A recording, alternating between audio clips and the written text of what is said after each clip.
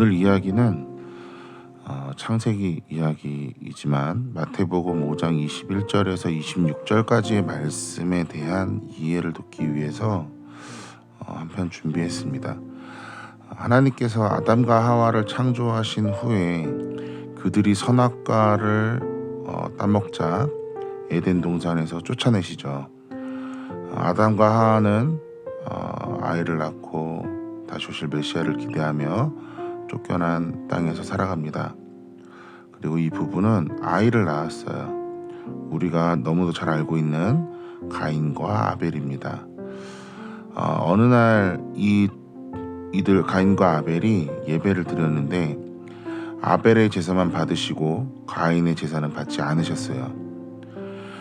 가인은 이에 화가 나서 아벨을 죽입니다. 이 사건이 인류 최초의 살인사건이죠. 가인이 아벨이 죽인 근본적인 이유가 도대체 무엇이었을까? 창세기 4장 5절에 보면 가인과 그의 재물은 받지 아니하신지라 가인이 몹시 분하여 안색이 변하니 이렇게 말씀하시는데요. 가인 마음에 화가 생긴 거죠. 분하다고 말씀하고 있어요. 하나님이 재물을 받지 않으셔서 화가 났다. 본문을 보면 그런데 여기서부터 우린 질문을 해봐야 돼요. 가인은 하나님에 대해서 어떠한 마음이었길래 자신의 것을 받지 않아 화가 났을까? 그리고 가인의 편에서 정말 가인의 입장에서 최대한 생각해보면 하나님이 받지 않으신 거에 대해서 화가 난 거다. 그 화가 아벨에게 갔다. 우리 이렇게 볼 수 있죠.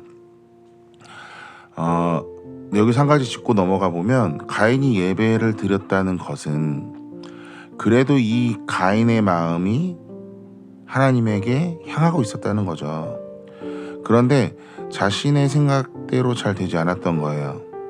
하나님이 자신의 마음을 제물을 받아주지 않았어요. 그런데 옆에 보니까 아벨은 나와 비슷한데 별 다른 게 없는데, 그런데 아벨의 제사를 받아주셨죠. 이 당시 하나님께서 예배를 받지 않으셨는데 가인은 왜 안 받으셨는지 이해하지 못했을 거예요. 그런데 분명 가인도 노력을 했을 거예요. 가인도 하나님께 드리기 위한 수고와 노력이 있었죠. 자, 아벨의 제사만 받으셔서 아벨에게 화가 미쳤다. 이렇게 이야기할 수도 있습니다. 이 부분을 좀 생각해 보면 좋을 것 같아요. 이런 부분을. 가인은 아벨의 제사만 받아서 화가 났을까요? 아니면 하나님이 자신의 마음을 알아주지 않아서 화가 났을까요? 하나님한테 화가 나서 아벨을 죽였을까요?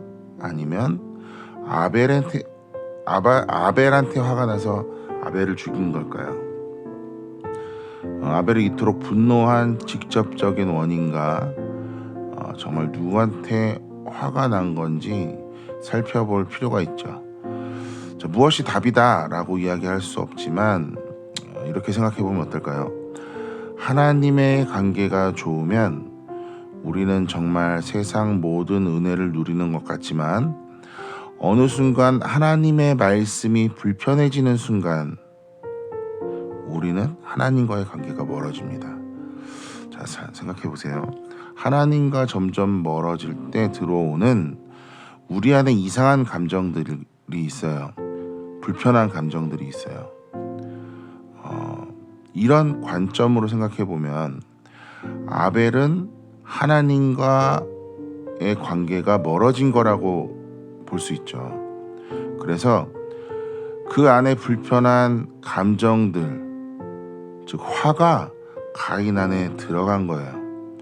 그리고 하나님과의 관계로부터 멀어져서 발생한 이 화는 아벨을 향해 가게 된 겁니다. 그래서 살인까지 가게 된 거죠. 10계명을 보면 하나님과의 관계와 이제 사람들과의 관계 이 두 가지 계명이 나오는데 우리가 짓는 가장 큰 죄는 살인이 아니에요. 간음이 아니에요. 가장 큰 죄는 하나님과 관계가 멀어지는 것입니다. 그래서 1계명부터 4계명이 하나님과의 관계에 관한 계명인 거예요. 그걸 지켜야 나머지를 지킬 수 있는 거예요.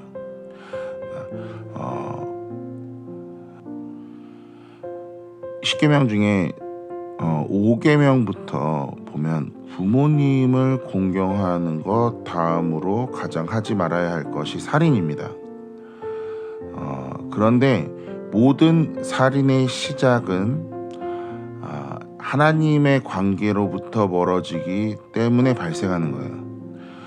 그 시작점에서 그 살인을 하는 그 시작점에서 우리의 마음을 살인으로 이끄는 그것은 바로 화라는 겁니다.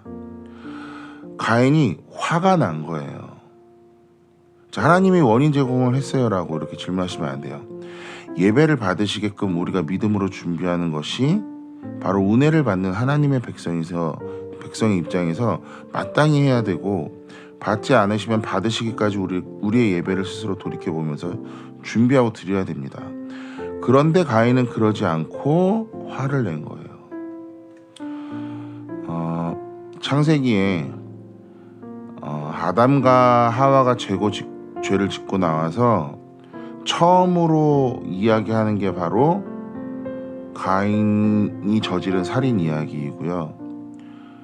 마태복음 5장에서 팔복 이야기를 마치시고 새로운 율법의 기준을 제시하는 부분에서 가장 이야기하시는 부분이 바로 살인하지 말라입니다. 그만큼 의미가 있다는 거예요. 중요하다는 겁니다.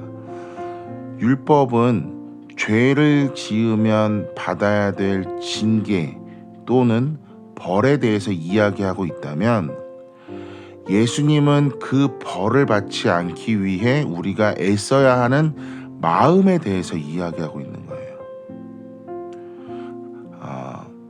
하나님께서는 하나님을 보내셔서 죄를 사하여 주셨고, 예수님이죠. 또 성령님을 보내주셔서 우리에게 사랑하는 마음을 주시고 하나님이 주신 율법들을 지킬 수 있도록 그 마음을 주시는 거죠. 네. 그래서 이 의미가 5장 17절에 예수님이 율법을 폐하러 온 게 아니라 완전하게 하려 하신다는 그 의미예요.